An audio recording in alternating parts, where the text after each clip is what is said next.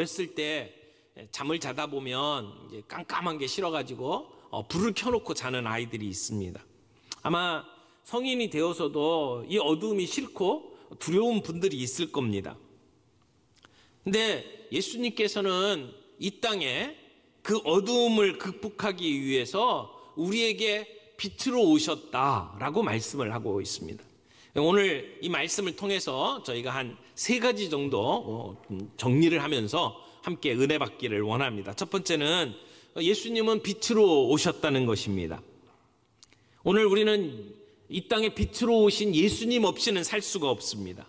16절 말씀해 보니까 누구든지 등불을 켜서 그릇을 덮거나 평상 아래에 두지 아니하고 등경 위에 두나니 이는 들어가는 자들로 그 빛을 보게 하려 함이라. 예수님께서는 종종 비유를 통해서 제자들을 가르쳤습니다. 그런데 오늘은 방을 환하게 비추는 등불을 예로 들어서 우리의 마음속에 빛나는 빛이 필요하다, 그 빛이 얼마나 중요한지를 설명해 주십니다. 예수님이 이렇게 말씀하십니다. 누구든지 등불을 켜가지고 그걸 밀실이나 그릇 아래 두지 않는다. 왜냐하면 들어오는 사람 모두가 그 빛을 볼 수 있도록 하기 위해서다. 이렇게 예수님이 말씀을 하십니다. 여기서 말하는 이 빛이라는 것은 우리가 자연 속에서 보는 빛을 얘기합니다. 특별히 여기서는 등불을 이야기를 하죠. 빛은 숨기기 위한 목적으로 만들어지지 않았습니다. 빛이 있을 때 사물이 환하게 보입니다. 방 안에 등불을 켜면 집안 구석구석을 비추고 사람들을 볼 수 있고, 그리고 방 안에 있는 것들을 볼 수가 있죠. 예수님 당시에는 이 등불이 귀한 것이었습니다.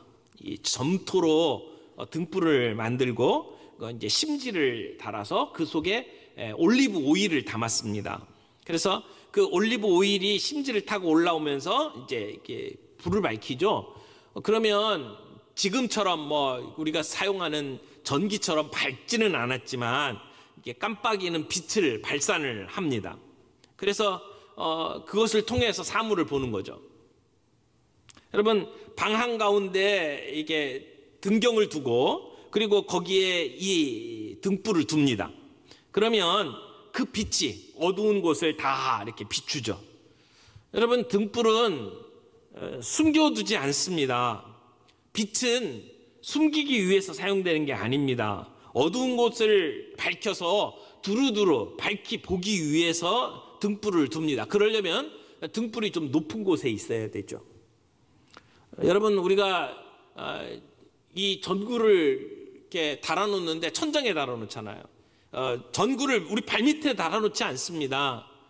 모든 것들이 다 함께 볼 수 있도록 천장에 다는 것처럼 등불은 높은 등경 위에 놓는 것이 당연한 것이다 라고 우리 예수님이 말씀을 합니다. 그런데 예수님은 이런 이야기를 하면서 예수님 자신이 이런 등불과 같은 역할을 한다라고 하는 것을 우리에게 가르쳐 줍니다. 예수님 자신이, 또는 예수님이 전하고 있는 메시지가 이 등불과 같은 것이라고 이야기를 하죠. 본문 말씀에 누구든지라고 하는 말로 시작을 합니다. 단순히 이 말을 듣고 있는 그 당시의 유대인들 뿐만 아니라 온 세상에 이 예수님의 사역이 전해질 것을 의미하는 말씀이라고 볼 수 있습니다. 그런데 예수님께서 이 땅에 등불로 오셨습니다. 하나님께서 예수님을 빛으로 이 땅에 보내셨습니다. 하나님은 그 빛을 감추지 않았습니다. 예수님을 통해서 그 빛이 세상에 비추도록 하셨습니다. 예수님은 본래 그 빛 자체였습니다. 주님께서 이 세상에 빛으로 오셔서 이 세상 사람들에게 밝히 비추이는 빛이 되기를 원하셨습니다. 그런데 예수님께서 이 땅에 빛으로 오셨지만 사람들은 그를 빛으로 깨달아 알지 못했습니다. 그래서 거역하고 그분을 못 박아 죽였습니다. 요한복음 1장 5절에 보면 빛이 어둠에 비치되 어둠이 깨닫지 못하더라 라고 말씀을 하고 있죠. 예수님이 빛일 뿐만 아니라 예수님이 우리에게 전해주신 말씀도 빛입니다. 그래서 시편에서는 주의 말씀은 내 발의 등이요 내 길의 빛이니이다 라고 말씀을 하고 있죠. 등불을 켜서 그릇으로 덮거나 평상 아래 두지 아니하고 등경 위에 둔다 라고 하는 것은 바로 이런 예수님 자신과 예수님이 전해주신 메시지를 비유해서 오늘 이야기를 하고 있는 것이죠. 예수님은 이 땅에 오셔서 자신을 은폐하지 않으셨어요. 진리와 생명의 말씀을 전파하셨습니다. 그리고 그런 하나님의 뜻에 따라가는 자신의 삶의 모습을 사람들에게 보여주셨어요. 그래서 예수님을 보고 진리를 깨닫고 예수님의 말씀을 듣고 진리를 깨닫도록 만들어 주신 거죠.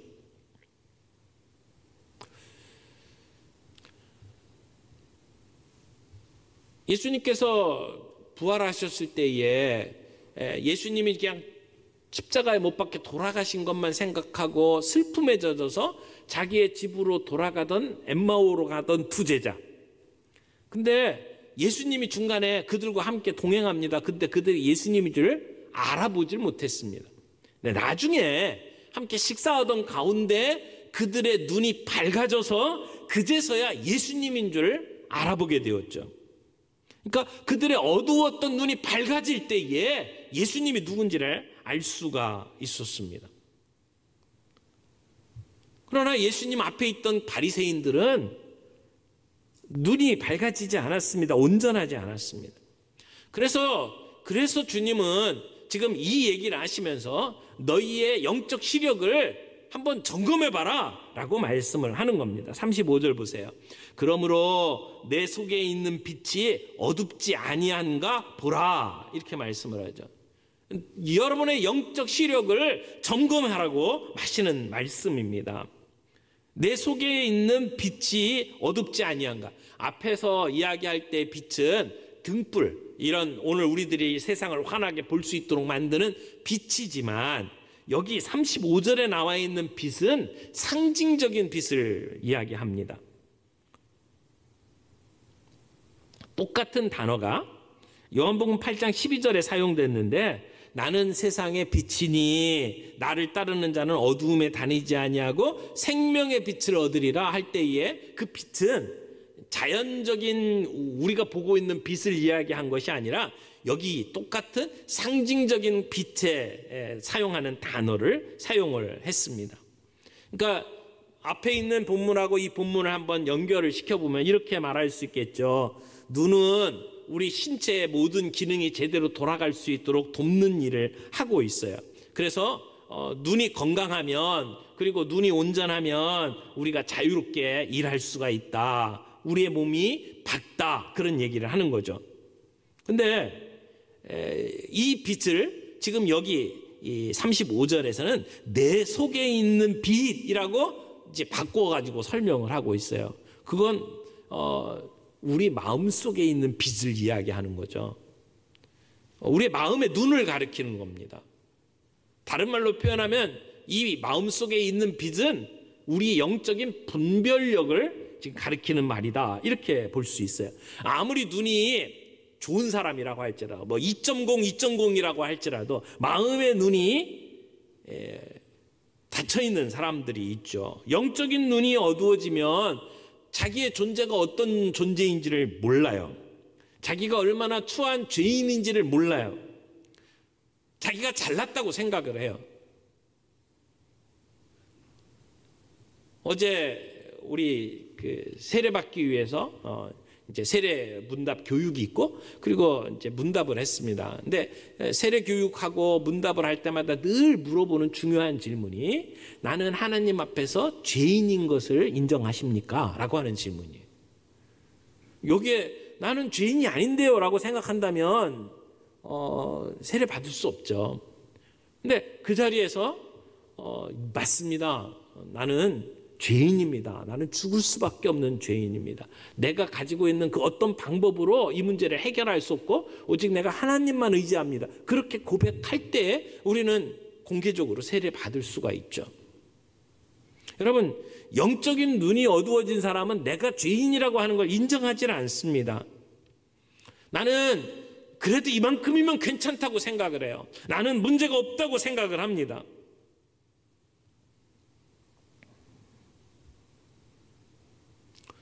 오늘 주님은 내 속에 있는 빛이 어둡지 아니한가 점검하라고 말씀을 하는 겁니다. 그 말씀은 그 당시에 예수님의 이야기를 듣고 있던 바리새인들에게만 준 말씀이 아니고 오늘 이 세상을 살아가는 저와 여러분들에게 주시는 말씀이기도 합니다. 우리 자신을 점검해 봐야 합니다. 내 안에 영적인 빛은 오늘 어둡지 아니한지 살펴봐야 합니다. 여러분, 내 안에 빛이 어두운 것, 그 어떤 상태를 이야기할까요? 어둠이라고 하는 이미지는 사탄이 다스리는 영역을 얘기합니다. 거기는 죽음의 영역입니다.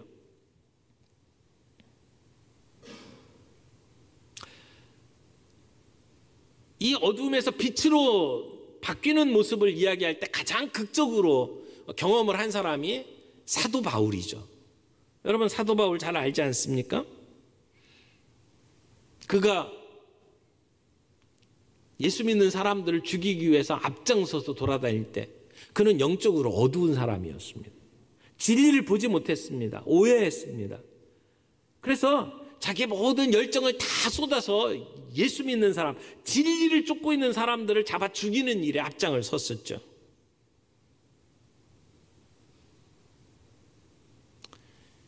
그래서 그의 눈이 뜨여졌을 때, 다메섹으로 가던 도중에 예수님을 만나고 그 빛을 봤을 때 그는 어둠에서 빛의 세계로 옮겨졌습니다. 사탄의 권세 아래 있다가 하나님의 권세 아래로 옮겨졌습니다. 그러니까 빛이신 예수님을 만나고 그의 내면에 빛으로 가득 찬 경험을 한 것이죠. 부활하신 예수님께서 나타나셔서 그의 인생에 빛을 비추어 주셨습니다. 그 빛이 얼마나 강력한지 그 자리에서 그의 눈이 멀었죠. 육신의 눈은 멀었지만 그의 영적인 눈은 떴습니다. 그래서 그 이전에 자기가 사랑했던 모든 것들을 배설물로 여겼다라고 이야기를 하는 거죠. 거꾸로 이야기하면 예수 그리스도를 아는 지식이 가장 고상하다는 것을 깨달은 거죠. 그 이전까지는 보지 못했던 그리스도 안에 감추어졌던 지혜와 지식의 보물이 어떤 것인지를 사도 바울은 볼 수 있었다는 것이죠. 여러분, 여러분의 마음속에 있는 빛은 어떻습니까? 밝게 빛나고 있습니까? 어둠 속에 있습니까? 요한계시록 3장에 보면 라오디게아 교회 성도들을 예수님께서 책망하시면서 이런 얘기를 했어요. 안약을 사서 눈에 발라 보게 하라. 그러니까 라오디게아 교회의 성도들의 문제는 뭐였어요?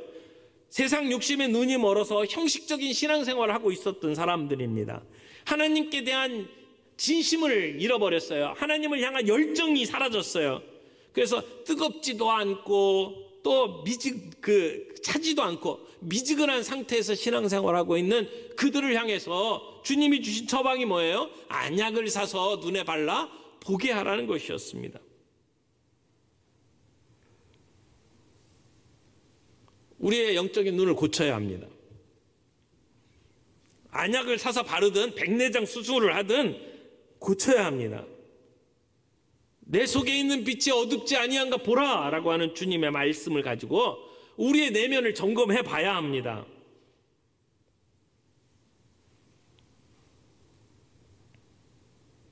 이 어둡지 아니한가 보라라고 하는 말씀은 명령이죠.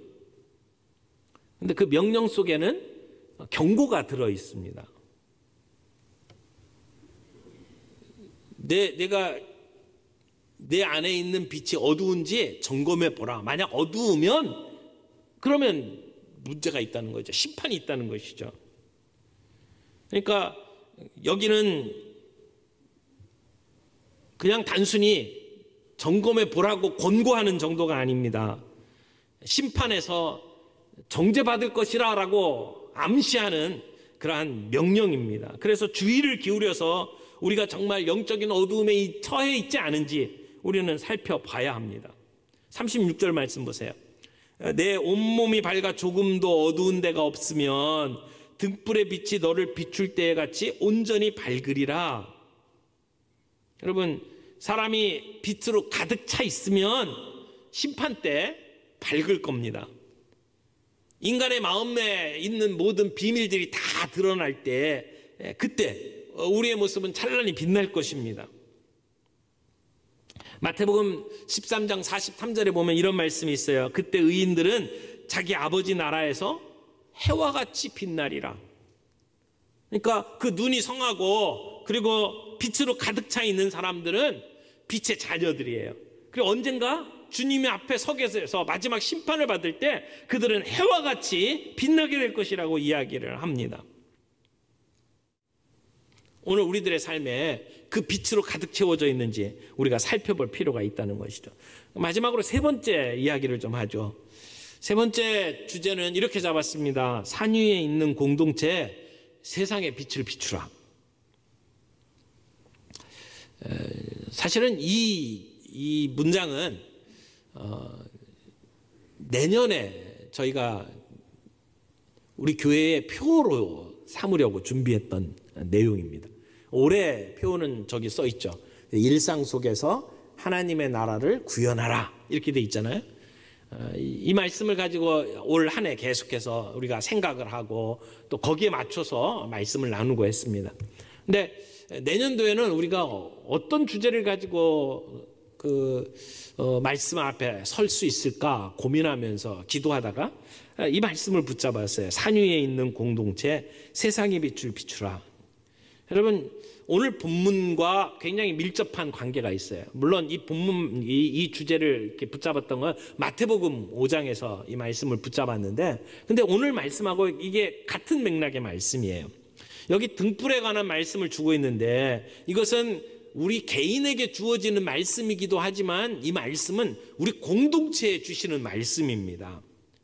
그러니까 아무도 등불을 켜가지고 골방에 두거나 그릇 밑에 감추어 두지 않는다. 모든 사람들이, 오고 가는 사람들이 그 빛을 보도록 하기 위해서다라고 하는 이 얘기는 우리 예수 믿는 신자들 개인에게 주시는 말씀일 뿐만 아니라 이것은 교회 공동체에 주신 말씀이라는 것이죠. 여러분, 이스라엘 백성을 하나님께서 선택한 이유가 뭡니까? 그들을 통해서 모든 민족들이 다 축복받게 만들려고 하는 하나님의 계획 속에서 이스라엘 민족을 선택을 하셨습니다. 그러니까 하나님께서 이스라엘 민족에 복 주신 이유가 뭡니까? 그들이 복 받고 끝나라는 얘기가 아닙니다. 그들이 빛을 가지고 등경 아래 두거나 그릇 아래 두라고 하는 것이 아닙니다. 그들로 하여금 모든 사람에게 빛을 비추어서 그 빛을 보도록 만드는 것입니다. 그러니까 이스라엘이 선택받고 그들에게 복을 주신 이유는 복의 통로가 되도록 하는 것이죠. 그래서 이스라엘을 가리켜서 이방의 빛이라고 이야기를 하는 겁니다. 이방을 비추는 빛으로 이스라엘 백성을 선택을 하셨습니다.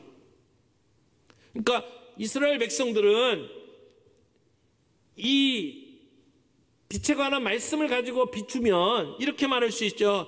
우리 이스라엘 백성들은 산 위의 동네예요. 빛을 숨길 수가 없어요. 그래서 사람들이 등불을 켜서 말 아래 두지 아니하고 등경 위에 두나니 집안의 모든 사람들에게 비추느니라 라고 하는 이야기는 산 위에 있는 동네에게 주신 말씀이에요. 오늘 이스라엘 백성들에게 주신 말씀이죠. 그 얘기는 무슨 얘기예요? 이스라엘 백성, 영적인 이스라엘, 오늘 교회에 주신 말씀이라는 이야기죠. 여러분, 이스라엘을 세우신 목적은 이방으로 하여금 이스라엘 백성과 똑같은 믿음의 고백을 하도록 만들기 위해서 그 이스라엘 백성을 세우셨어요. 근데 어떻게 됐어요? 정반대의 일들이 벌어지고 말았죠. 그런 목적으로 이스라엘을 세웠는데 그들은 이 사명을 감당하는데 실패했습니다. 이방의 빛이 아니라 도리어 빛을 가로막는 자들로 살아갔죠. 그래서 그 당시 이스라엘의 종교 지도자들에게 예수님이 뭐라고 얘기했습니까? 저들이 지식의 열쇠를 가져가고 저희도 들어가지 않고 들어가는 사람들도 막았느니라 라고 이야기를 하잖아요. 그래서 이스라엘 백성에게 주셨던 그 사명이 오늘 우리 교회에게 주어진 것입니다. 오늘 교회를 향해서 우리 주님이 말씀하시는 게 뭡니까? 내 몸의 등불은 눈이다. 사람의 눈이 온 몸에 대해서 등불의 역할을 한다라고 이야기를 하는 것이죠. 그러면서 단순히 이것이 우리 몸의 눈의 기능으로만 이야기하신 것이 아니라 우리가 세상을 향하여 빛을 비추는 그런 존재로 부름받았다라고 하는 것을 알려주는 겁니다. 여러분, 교회가 어두워지면 세상이 어둡습니다. 교회가 자기 기능을 발휘하고 제 역할을 감당할 때 세상이 밝아집니다. 그래서 너희는 세상의 빛이다. 너희는 온 몸의 눈이다. 라고 주님이 말씀을 하는 겁니다. 우리 안에 이 빛이 있는가 점검하라는 것입니다. 우리가 제대로 된 우리의 사명을 감당하면 이 세상이 어둡지 않을 거라는 것입니다. 여러분, 세상이 볼 수 있도록 우리의 빛을 밝게 해야 합니다. 영적으로 눈이 멀고 어두움 속에 사는 사람들에게 그리스도의 빛을 비추어야 합니다. 미국의 정치가였던 벤자민 플랭클린이라고 하는 사람 여러분 아시죠? 필라델피아에 살았는데 이 사람이 자기 필라델피아 시민들에게 선한 일을 하고 싶었습니다. 그래서 아름답고 좋은 그 등불을 준비해서 자기 그 집 밖에다가 선반을 만들고 그리고는 그 등불을 선반 위에다 올려놨습니다. 그러니까 사람들이 이상하게 생각을 했어요. 아니, 등불은 자기 집 안에 두어야 되는데 근데 이 사람은 왜 등불을 집 바깥에 둘까? 그리고 집 밖에 그 등불을 두는 것은 낭비라고 생각을 했죠. 근데 한 주가 지나고 한 달이 지나고 사람들이 시간이 지나면서 뭔가를 깨닫기 시작을 했습니다. 그 옛날에 가로등이라는 게 없었잖아요. 전기가 없었잖아요. 그러니까 밤만 되면 온 거리가 칠흑같이 어두웠습니다. 근데 집 밖에다가 등불을 두니까 지나가는 사람들이 길을 보게 되고 넘어지지 않게 되고 그럼 멀리서도 그 등불을 보고 방향을 잡기 시작을 한 거예요. 그래서 동네 사람들이 이 벤자민 플랭클린을 따라서 자기 집 앞에 등불을 켜놓기 시작을 했습니다. 그래서 그 동네는 길거리가 밤에도 환한 모습을 보게 되었죠. 이것이 이제 오늘날 가로등의 시작이라고 이야기를 합니다. 여러분, 한 사람이 주변 사람을 위해서 착한 행실을 할 때에 그 빛이 사방으로 번져갑니다. 교회는 산 위의 도시입니다. 산 위의 동네입니다. 산 위의 동네는 숨겨지지 않습니다. 아침에 태양이 떠오를 때에도 산 위에 있는 동네가 가장 먼저 어둠 속에서 그 빛을 발해야 합니다. 뿐만이 아닙니다. 밤중마다 불을 켜면 저 멀리 있는 사람도 산 위에 있는 동네를 볼 수가 있습니다. 이처럼 높은 곳에 있는 사람은 일거수일투족이 다 드러나 숨겨질 수가 없습니다. 이게 성도들의 공동체 교회를 이야기하는 것입니다. 안 믿는 사람하고 믿는 사람하고 똑같이 잘못된 일을 하면 믿는 사람은 훨씬 더 크게 보입니다. 왜요? 산 위의 동네니까. 중요한 것은 우리의 삶 속에 빛이 있어야 된다는 겁니다. 우리 교회에 세상에 없는 빛이 있어야 된다는 것입니다. 오늘 우리가 빛의 자녀들로서 그런 빛에 드러난 삶을 살 때 그때 우리는 환하게 비추는 빛의 역할을 감당하게 될 것입니다.